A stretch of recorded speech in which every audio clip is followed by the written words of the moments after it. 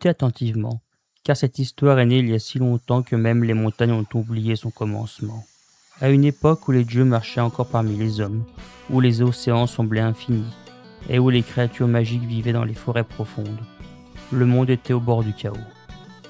Au-delà des mers, dans une cité noire entourée des flammes et de murailles gigantesques, régnait un être redouté de tous. Son eau était Tosocante, son pouvoir était immense. On disait que son regard pouvait faire trembler les guerriers les plus courageux, et que sa colère suffisait à plonger des royaumes entiers dans la peur. Son palais était rempli d'or, de richesses et d'armées innombrables. Mais, malgré tout cela, Tosocante n'était jamais satisfait. Il voulait toujours davantage, toujours plus de pouvoir, toujours plus de domination, et, peu à peu, le monde sombra dans l'injustice. Dans les cieux, les dieux observaient la souffrance des hommes.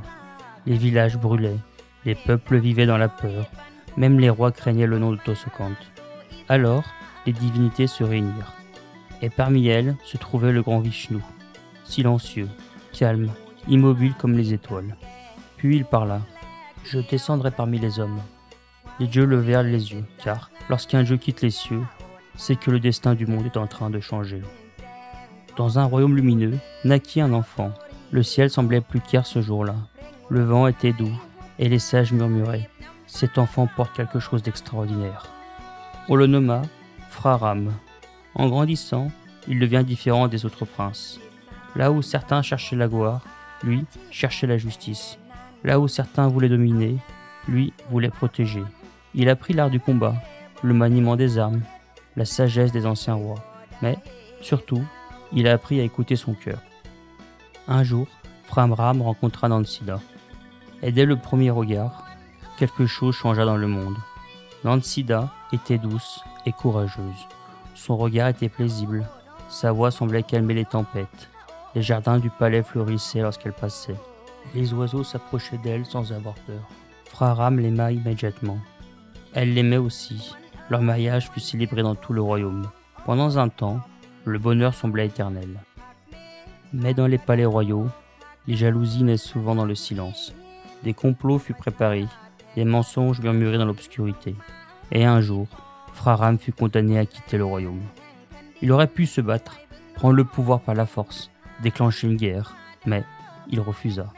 Car un vrai roi ne pense pas d'abord à lui-même, il pensa à son peuple. Alors, il posa sa couronne et partit vers la forêt. La forêt était immense, les nuits étaient froides, les chemins dangereux. Pourtant, Nansida choisit de le suivre, sans hésiter. Car l'amour véritable reste présent même lorsque les palais disparaissent. Le frère fidèle de Fraram les accompagnait lui aussi. Ensemble, ils commencèrent une nouvelle vie loin du royaume. Pendant un temps, ils connurent la paix. Mais le destin observait déjà. Un jour, depuis son palais lointain, Tosocante observait Nansida. Et son cœur se remplit d'un désir brûlant. Il voulait cette femme, non par amour, mais parce qu'il désirait posséder tout ce qu'il trouvait beau. Alors, il imagina un piège. Un matin, un animal étrange apparut près de leur refuge. Un cerf magnifique. Son pelage brillait comme le soleil. Ses yeux semblaient faits de lumière. Nansida n'avait jamais vu une créature aussi belle. « Regarde, murmura-t-elle. Fraram observa l'animal. Quelque chose semblait étrange, mais, pour faire plaisir à Nansida, il suivit le cerf dans la forêt. Et plus il avançait, plus l'animal l'éloignait, jusqu'à disparaître. Alors Fraram comprit le piège. Au même moment, le ciel s'assombrit près du refuge. Le vent hurla, et Tosocante apparut, immense, terrifiant, couronné d'or noir. Nansida recula, effrayée, mais elle ne céda pas. « Je ne t'appartiendrai jamais !» La colère du démon explosa. Il la saisit et l'emporta dans les airs, à travers les nuages, au-dessus des mers, vers son royaume maudit. Quand Fraram revint, le silence l'attendait. La forêt semblait vide, comme si le monde lui-même retenait son souffle. Fraram tomba à genoux. Pendant un instant, la douleur fut immense. Puis, il releva lentement la tête. Son regard avait changé. « Je la retrouverai. Peu importe les océans, peu importe les armées, peu importe les démons, rien ne l'arrêterait. » C'est alors que le destin plaça sur sa route un être extraordinaire. Dans les montagnes et les jungles vivait Hanuman, le guerrier singe, rapide comme l'éclair, fort comme des milliers de soldats, rusé comme personne, mais aussi drôle, imprévisible et rempli d'une énergie impossible à arrêter. Quand Hanuman vit Fraram, il reconnut immédiatement la lumière des cieux. Alors il s'agenouilla. Je combattrai à vos côtés jusqu'à mon dernier souffle. Et derrière lui, une immense armée de singes répondit à son appel. L'armée arrivait devant l'océan, immense, infini. De l'autre côté se trouvait le royaume de Tosokant. Personne n'avait jamais traversé ces eaux. Alors, Hanuman leva les bras et cria « Construisez le pont !» Des milliers de singes transportèrent des pierres gigantesques, jour et nuit, sans relâche. Petit à petit, un chemin apparut sur la mer, un pont vers la guerre. Lorsque l'armée atteignit les terres de Tosokant, le monde entra dans la plus grande guerre de son histoire. Les tambours résonnaient comme le tonnerre, les flammes éclairèrent la nuit, les cris des guerriers remplissaient les plaines. Hanuman bandit au milieu des ennemis. Les géants démons rugirent. Les montagnes semblaient trembler sous les combats. Chaque bataille coûtait des vies, mais Fraram avançait toujours, sans haine, sans peur. Puis arriva le jour final. Fraram se trouva face à Tosokant. Le démon éclata de rire. « Tu crois pouvoir me vaincre ?» Le ciel devient noir.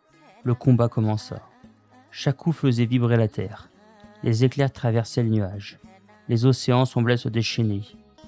Mais derrière la force de Tosokant, il y avait l'orgueil. Et derrière la force de Fraram, il y avait la justice. Alors, dans un dernier mouvement, Fraram décocha une flèche sacrée. Elle traversa les ténèbres et frappa le roi démon. Tosokant tomba. Le silence envahit le monde. La guerre était terminée. Fraram retrouva enfin Nang-Sida. Mais, malgré l'amour, un doute restait dans son cœur. Alors, Nang-Sida regarda les flammes et entra dans le feu. Le brasier l'enveloppa. Puis, elle ressortit, intacte, pure, innocente. Et tous comprirent que la vérité brillait plus fort que le feu lui-même. Fraram retourna dans son royaume. Les cloches sonnèrent. Les peuples célébrèrent son retour. Les fleurs couvrirent les chemins. Enfin, la paix revenait. Mais les anciens racontent encore cette histoire aujourd'hui, car elle ne parle pas seulement de Dieu et de démons. Elle parle du courage, du devoir, de l'amour et des combats que chacun porte en lui. Et lorsque le vent souffle dans les temples anciens de Bangkok, certains disent que l'on peut encore entendre les échos de Ramakken.